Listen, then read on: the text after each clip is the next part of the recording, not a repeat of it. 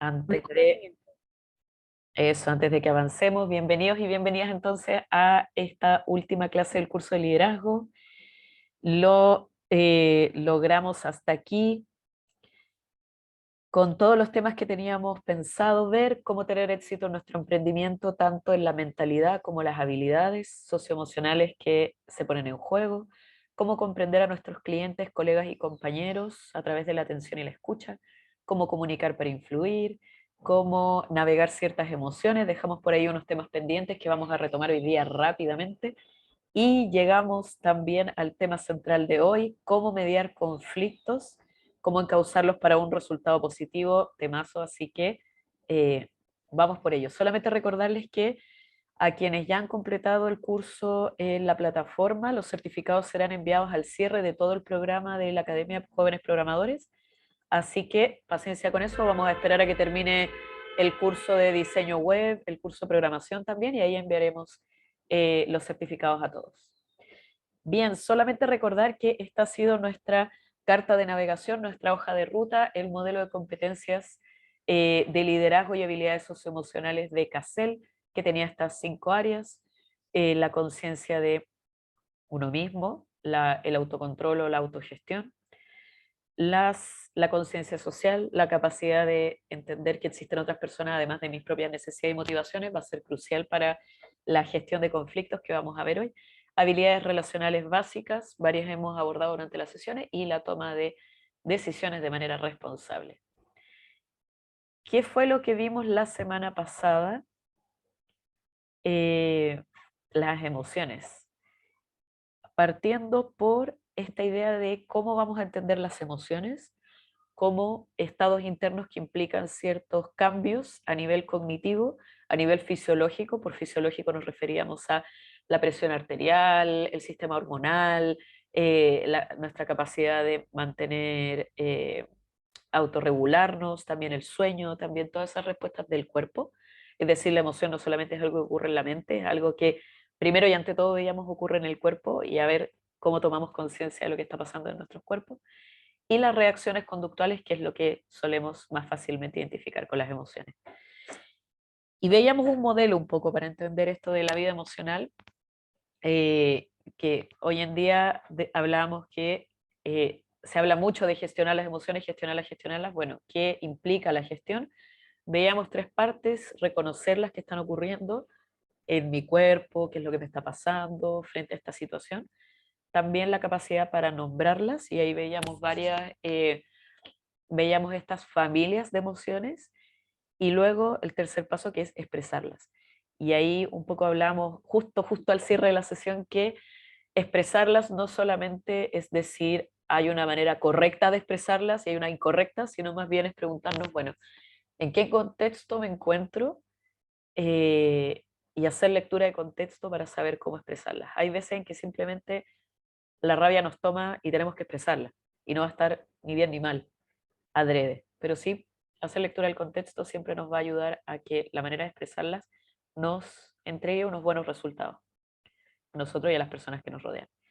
Y entonces veíamos estas 5 experiencias o familias de emociones, veíamos un poco cómo estas investigaciones de Paul Ekman habían influido eh, experiencias del cine como Intensamente, pero también algunas series de televisión como Lie to Me, el desagrado, el miedo, la alegría, la tristeza y el enojo. Y cómo las investigaciones de Paul Ekman han llevado a reconocer que hay gestos, expresiones faciales, formas de vivir la emoción que son universales y que no dependen del lenguaje, la cultura, la edad, sino que son humanas y también son comunes a otras especies. Bien, y quedamos aquí un poco. Hablamos de las familias de emociones y también fuimos a grupos pequeños para conversar un poco sobre qué nos pasaba en el cuerpo cuando teníamos alguna emoción, y cada uno de ustedes eligió una emoción de la que hablar. Y ahora es importante también mirar un poco lo que nuestras teorías tradicionales más cognitivas dicen que ocurre en nuestro interior cuando se da una situación emocional. Lo interesante de este modelo es que, voy a correr el chat, es que se da a entender que las emociones no solamente son algo que ocurre en mi cuerpo, que es un poco lo que veníamos viendo en la sesión pasada, sino que la emoción es un evento social también, porque existe parte desde una condición previa que nos lleva a ese emocionar. Entonces es muy útil pensar un poco cómo estamos en relación, no solamente la emoción es algo que yo vivo de manera individual y por lo tanto yo tengo que gestionar de manera individual, sino que son respuestas a estos gatilladores externos, condiciones previas donde también entra la fisiología personal de cada uno. Si yo dormí bien la noche anterior, mi vida emocional va a estar teñida de un color distinto si no dormí nada. Si yo tomo mucho café en esa misma línea, también voy a tender un poco más a la ansiedad que a estar centrado o descansado, por poner un ejemplo. Estas condiciones previas setean ciertos, entran en diálogo con ciertos eventos que pasan a ser gatilladores de una emoción. Y aquí es interesante ver cómo los eventos pueden ser externos en ese sentido, cuando escuchamos una canción, cuando vemos un choque en la calle, cuando tenemos una conversación con algún compañero de trabajo o de colegio, pero también pueden haber eventos que nos lleven a ciertos gatilladores que son internos y no tienen tanta relación con eso que estamos viendo afuera. Por ejemplo, una canción que me recuerda a unas vacaciones con la familia, por ejemplo. Entonces, ahí hay otro ejemplo de cómo va dialogando lo externo con lo interno en esto de la emoción. Es importante entonces verlo para poder dimensionar, ¿me estoy quedando pegada? No. Para poder dimensionar esto de que, como les decía, la emoción no solamente es un fenómeno individual de la cual yo me tengo que hacer cargo, sino que también la emoción es un fenómeno que cruza las condiciones de vida que nos rodean, las estructuras políticas y económicas del país donde vivimos también. Y entonces todo eso externo pasamos a nuestra base de datos de la percepción, que tiene que ver con nuestros recuerdos emocionales adquiridos individualmente. Lo veíamos intensamente, ¿no se acuerdan que había toda esta base de datos con recuerdos y cosas que la mente, como es limitada la cantidad de memoria de trabajo con la que puedo operar, bueno, iba borrando a veces ciertos recuerdos. Y en cambio hay otros recuerdos que se mantienen a pesar de lo que sea que estemos viviendo. Por ejemplo, la memoria olfativa es muy poderosa y no se va con facilidad. Podemos olvidar de repente números de teléfono, direcciones, qué sé yo, pero cuando olemos el champú que usábamos de infancia, por ejemplo, es increíble cómo se activa la memoria emotiva también. Y tiene que ver con que el olfativo está muy del lado del cerebro como más reptiliano, como más atávico a la especie, más antiguo a la especie. En cambio, el lado prefrontal del cerebro, donde guardamos toda esa información como más el recorrido de las micro, lo que vimos en la prueba de historia, de quinto básico, todo eso tiende a no necesariamente estar tan conectado con la memoria emocional, entonces a veces se borra con más facilidad. Esto genera entonces cambios físicos y ciertos estados interiores. No nos metimos en todo este tema porque es un temazo, pero existen las emociones, pero también existen los sentimientos. Y tiene que ver fuerte con la emoción como el estado transitorio, pero el sentimiento como una elaboración posterior más mental que vamos haciendo. Por algo decimos que el amor pareciera ser más un sentimiento que una emoción. Y la emoción que va aparejada son estos cambios como quizás eufóricos que vamos sintiendo en el cuerpo, las maripositas en el estómago y así. Y ambas cosas, emociones y sentimientos, son distintas a los temperamentos, por ejemplo. Cuando decimos que alguien tiene un carácter fuerte o iracundo, pareciera ser que son estados más basales en los que se mueve la persona y que también van tiñendo la vida emocional que tenemos. Bien, todos estos cambios fisiológicos, psicológicos generan una acción que es una respuesta emocional. Y esto puede ser un comportamiento externo. Los más notorios obviamente van a tener que ver con gritar de ira, como algo que uno ve en la otra persona o ve en uno mismo, pero también pueden ser cambios, acciones internas, eh, como en el mismo ejemplo puede ser reprimir la ira. Entonces, no toda conducta da cuenta de cuál es la emoción que está pasando debajo de este iceberg que veíamos. Entonces, cada emoción de este atlas que veíamos la semana pasada puede mostrar una gama de acciones o de intenciones también. Va a depender mucho de lo que cada cultura valida como la expresión de una emoción también. Por ejemplo, los japoneses tienen mucho esto de cómo uno se muestra en su imagen pública a los otros. Entonces no va a ser tan fácil encontrar gente que gesticule mucho o grite, etc. En cambio, por ejemplo, un norteamericano puede estar más dado, o la cultura occidental puede estar más dada a esta posibilidad de expresar más. Los latinos se dice de nosotros que expresamos harto y gesticulamos harto. Y todo eso va a tener que ver con que la forma de expresar las emociones está muy eh, promovida o sancionada por el contexto cultural en que nos encontramos. Y luego podemos encontrarnos con estas poscondiciones eh, donde podemos entrar a mirar el impacto de nuestras emociones. ¿Y cuál es el impacto social que tienen?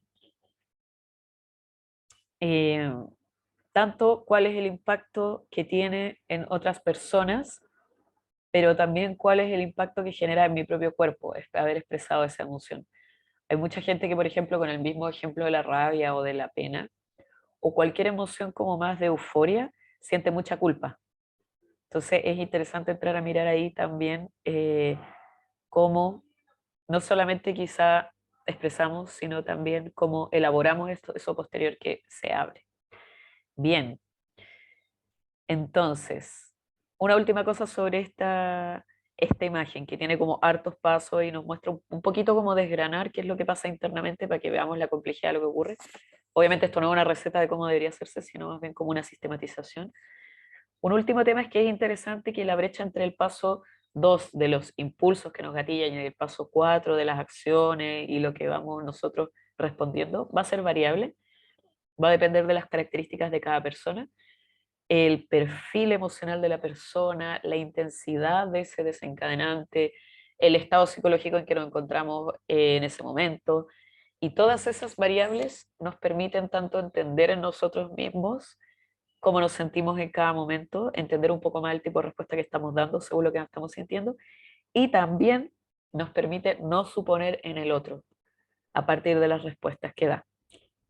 Entonces, no suponer que la otra persona eh, no suponer en el fondo estados mentales, no hacer juicios sobre la otra persona a partir de lo que vemos de su reacción emocional en ese momento. Un ejemplo clásico es la respuesta al estrés.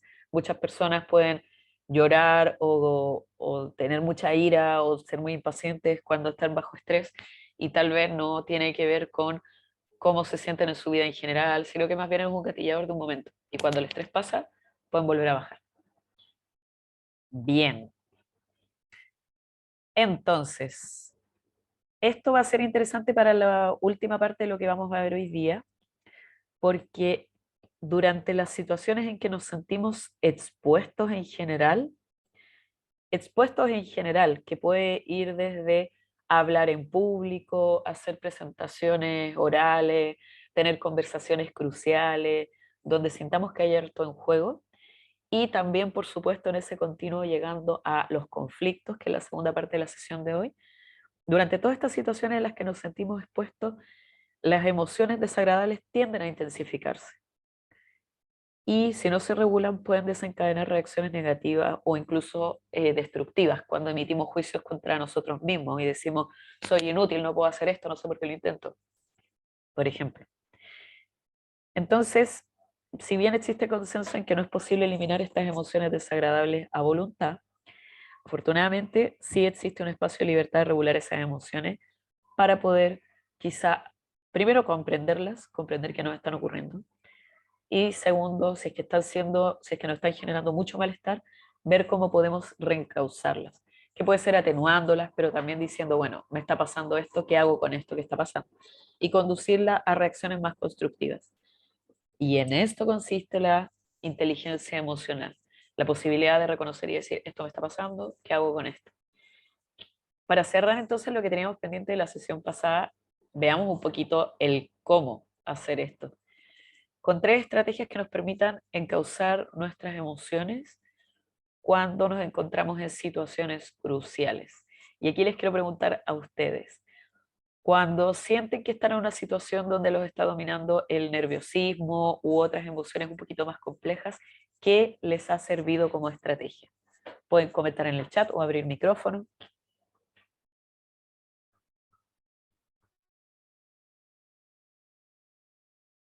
Mm, bueno, la verdad, la verdad, no he encontrado así como la técnica que diga, esto me salva de todo, porque yo no sé, esto te en la cabeza nomás, casi siempre me siento nervioso. A o B motivo, ya. Por eso busco técnicas de relajación, no sé, lo típico, meditación o cuestiones así. No me gustan para nada esas tonterías, la verdad. Ajá, Que hay que saber cómo hacerlas al final. Y ajá. no tengo paciencia. Gracias, Pero, por Benjamín. ejemplo, Ajá, lo que decías antes de pensamientos que se asocian a emociones o cosas así, eso tener un mindset. Ayer mismo estaba mal, corto, ajá, estaba mal, ujú, y me encontré con un video de unos amigos conocidos, bastante cercanos con los que me capacité.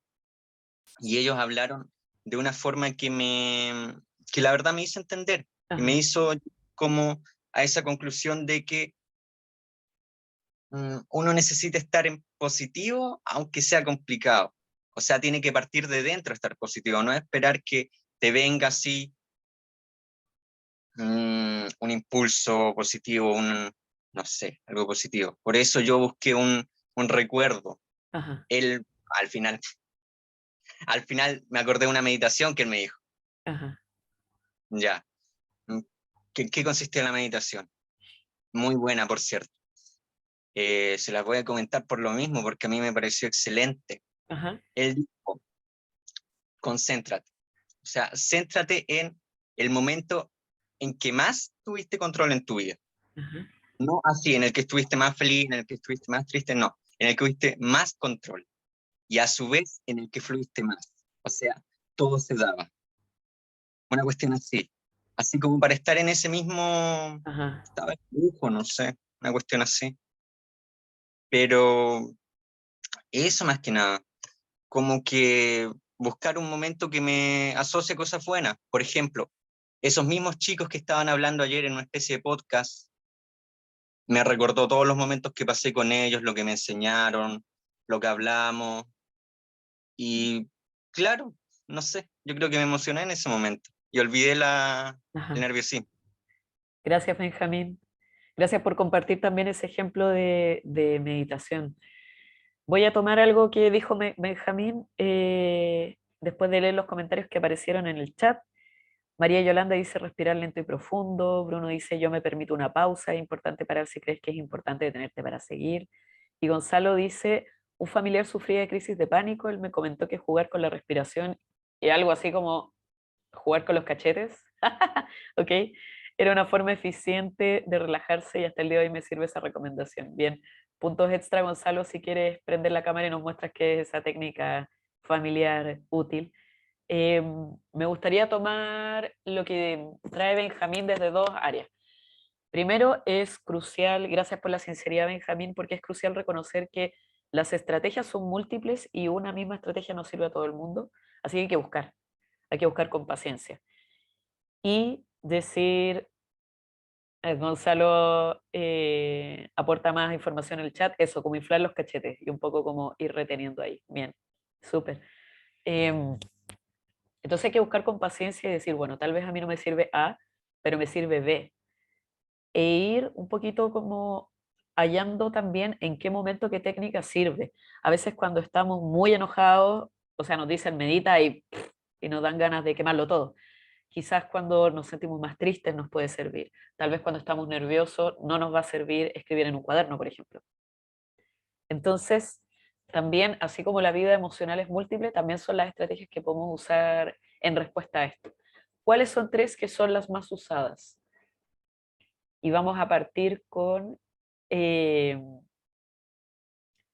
retomando también algo de lo que decía Benjamín, que tiene que ver con recentrar nuestra atención. Cuando sentimos que nos estamos dispersando, que nos estamos perdiendo, que nos estamos como cayendo un poco como en una cosa así como siendo como absorbidos por una emoción, hay ciertos ejercicios que nos pueden servir.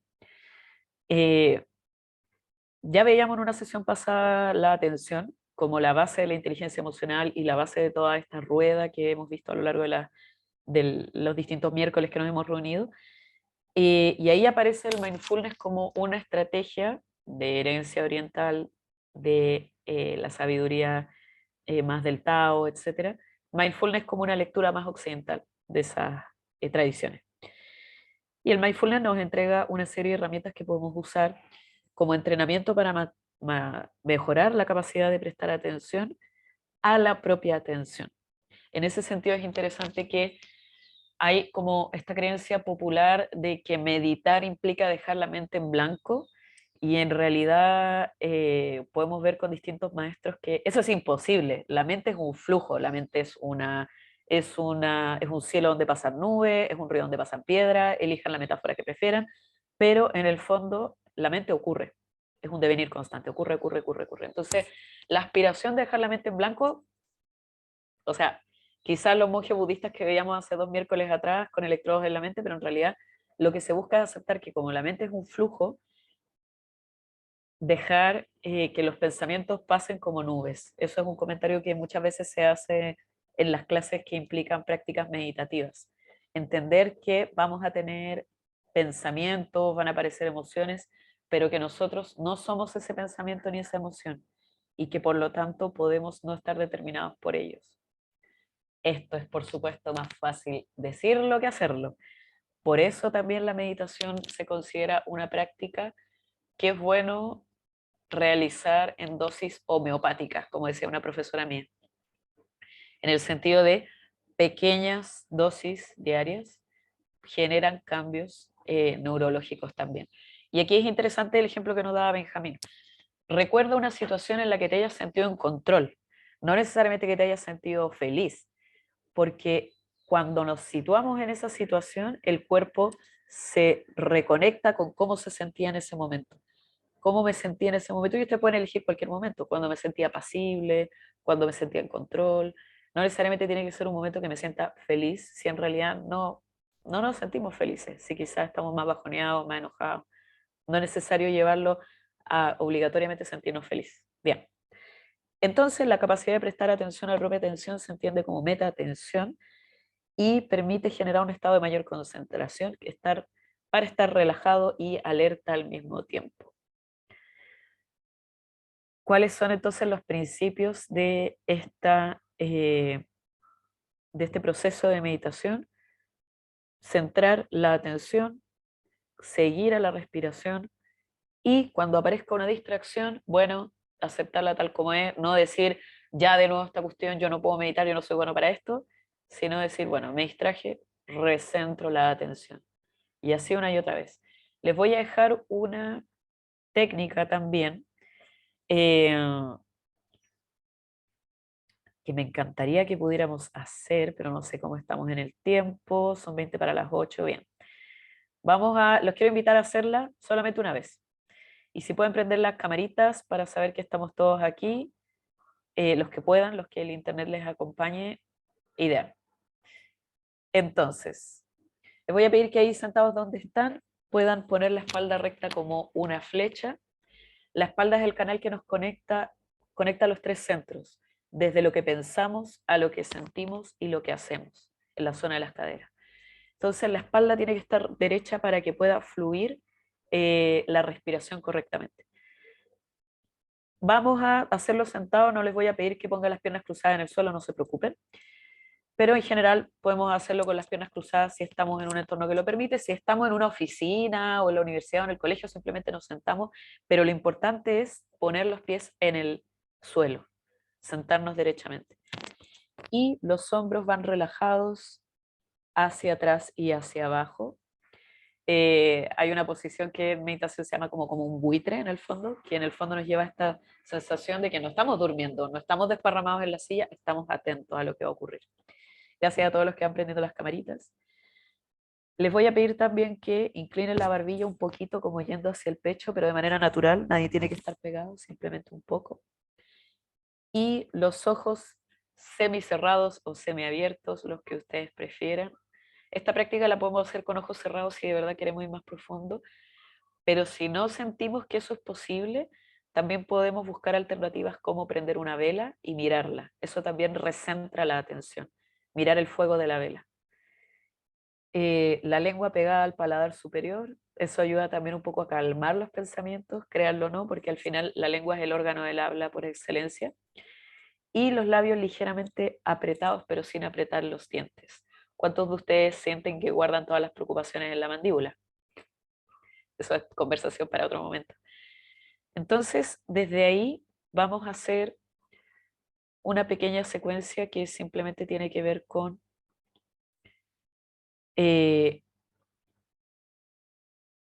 la respiración de 4 tiempos. Y les voy a pedir que ahí donde están puedan inhalar en 4 tiempos. Yo voy a ir contando desde ahora. Inhalen en 1, 2, 3, 4. Sostengan la respiración en los pulmones en 4 tiempos. 1, 2, 3, 4. Exhalen lentamente como apagando una vela de cumpleaños en 1, 2, 3, 4. Boten lentamente. Y sostengan la respiración con los pulmones vacíos en 4 tiempos. 1, 2, 3, 4. Bien. Este ciclo uno lo hace 4 veces y lo que se ha demostrado es que tiene la habilidad para resetear un poquito el ritmo cardíaco que estamos teniendo en ese momento. Entonces, si estamos un poquito nerviosos, nos encerramos nomás en el baño, nos sentamos, espalda como flecha, pies en el suelo, barbilla inclinada, hacemos un escaneo corporal de que estamos aquí y ahora, inhalamos en 4 tiempos, sostenemos en 4, botamos en 4 tiempos y sostenemos en 4. Pueden abrir los ojos, gracias por prender las camaritas y participar de esta pequeña respiración. Gracias María Yolanda, ahí las vi bien conectadas. Pero lo interesante es lo que nos traía Benjamín, ¿no? Las meditaciones no siempre son útiles y hay momentos donde en verdad estamos un poco fuera de nosotros y decimos, ¿qué es esto? ¿Cómo voy a meditar? No digo que Benjamín lo haya traído así, ¿no? Pero me permite traer una creencia que es usual. Entonces, cuando la meditación de 4 tiempos no sea tan útil, hay muchas y hay muchas apps de meditación, hay meditaciones más guiadas donde nos van hablando y a veces son más útiles que quedarnos en silencio porque a veces quedarnos en silencio puede ser un montón. También nos sirven otras estrategias como la número 2 que traemos aquí, que tiene que ver con reconocer en el momento nuestras emociones. Y es lo que veíamos la clase pasada también.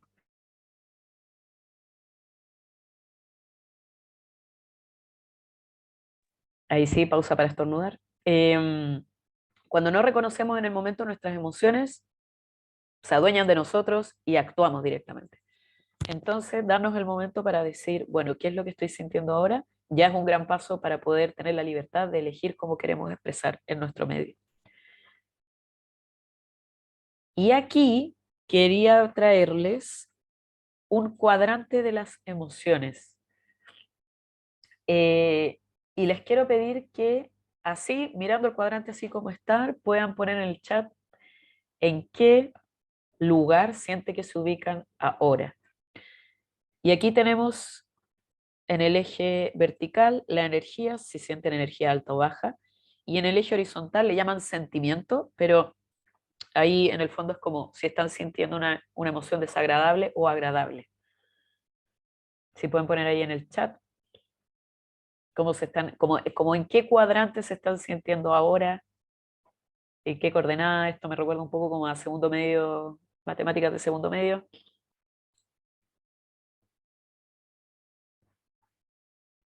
Al día de hoy, miércoles 12, en nuestra última sesión, cómo se están sintiendo, en qué cuadrante.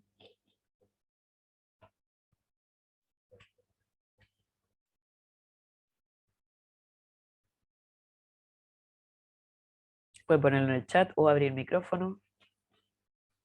Por mientras yo le voy a comentar que esta herramienta es parte de un programa, el programa Ruler. Se lo voy a anotar en el chat. Ruler como regla en inglés. Y es un sistema, Gonzalo ahí respondió, dice que se siente en el más 3 y en el menos 4. Habría que ver si ese es el cuadrante verde. Alguien se siente en el menos 4,0. Claro, esto tiende a pasar eso, ¿no? Como Es como un poco como jugar a esto de hundir los barquitos también, como en qué cuadrado dentro de esto nos sentimos. Lo que les quiero traer es lo siguiente.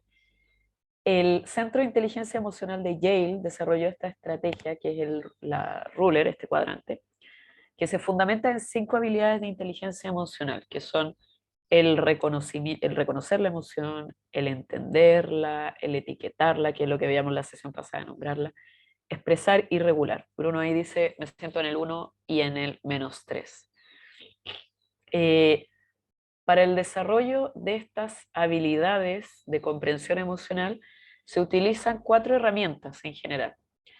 La carta, que literalmente es escribir en una carta, que puede ser breve, reflexionar cómo nos queremos sentir y escribirlo, escribir cómo nos queremos sentir en nuestro cuerpo, cómo queremos que se sienta nuestra mente, cómo queremos sentirnos en relación a nuestro entorno. También tenemos el medidor del estado de ánimo, que sirve para chequear y regular las emociones, porque si no paramos a preguntarnos cómo nos estamos sintiendo, está difícil que logremos regular.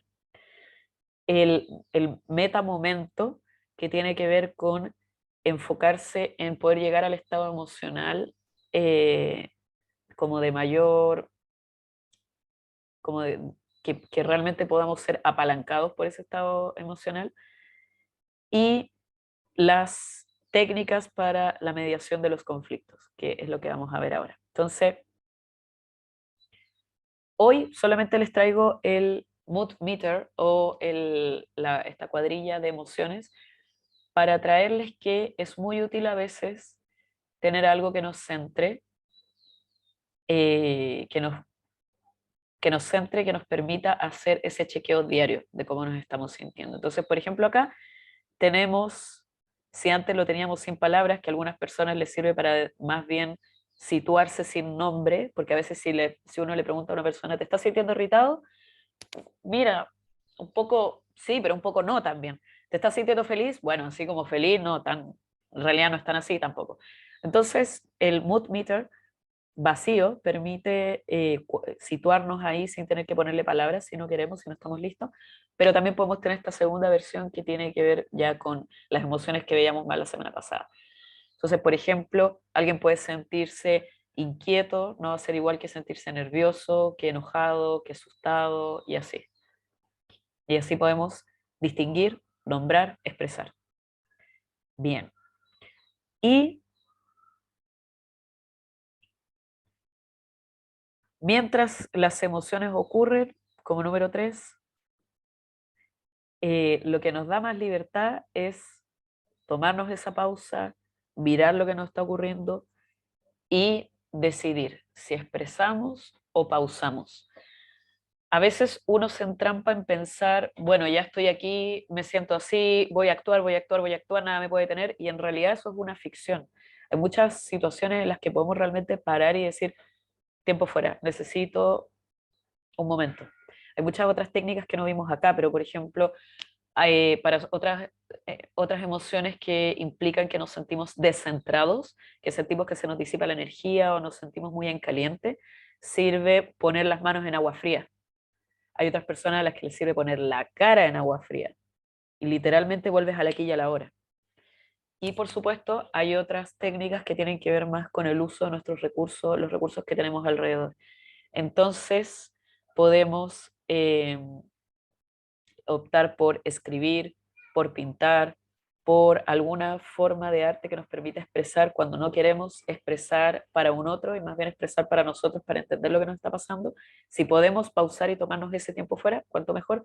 Si no tenemos la opción, algunas de estas otras técnicas más rápidas como las que les comentaba de la respiración, el agua, eh, el fuego si tienen una vela a la mano, pueden ser usadas. Y por supuesto las redes. Eh, con unos amigos teníamos una práctica que tenía que ver con que si alguno de nosotros estaba furioso, se abría lo que llamábamos la burbuja de seguridad. Entonces en esa burbuja uno podía putear todo lo que necesitara, porque entendíamos que eso no era algo negativo necesariamente, sino que nos permitía volver a centrarnos para que en el entorno donde nos estábamos desempeñando pudiéramos realmente tener la libertad de elegir qué queríamos hacer. Ahí hay distintas técnicas que podemos usar. Bien, Eh, vamos a conversar entonces. Ya con esto cerramos lo que teníamos de la clase pasada pendiente y ahora los quiero mandar a grupos pequeños porque vamos a partir con el último tema de este curso que tiene que ver con cómo enfrentar y mediar conflictos. Vamos a dividir un poco el tema en dos. ¿Qué me pasa a mí con los conflictos y cómo puedo responder desde mí?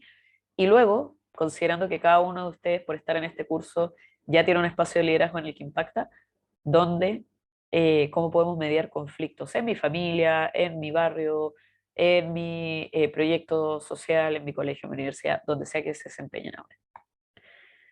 Y por supuesto para eso vamos a partir conectándonos con el cuerpo y qué es lo que nos pasa cuando hablamos de conflictos. Entonces las instrucciones ya aparecen frente a ustedes mientras yo voy abriendo las salas. Vamos a tener 3 personas.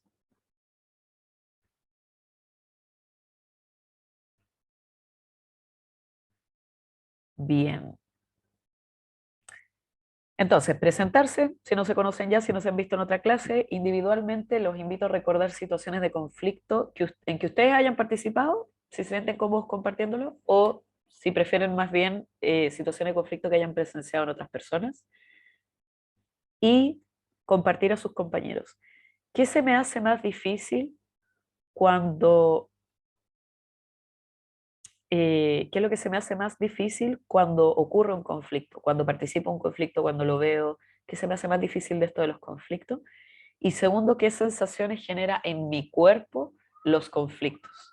Se me aprieta el pecho, me duele el estómago, siento pesadas las piernas. Cada quien lo va a sentir de manera distinta y esa es la primera clave para poder después entrar a ver cómo respondemos al conflicto. Bien, entonces les voy a dar un par de minutitos, unos 8 minutos, y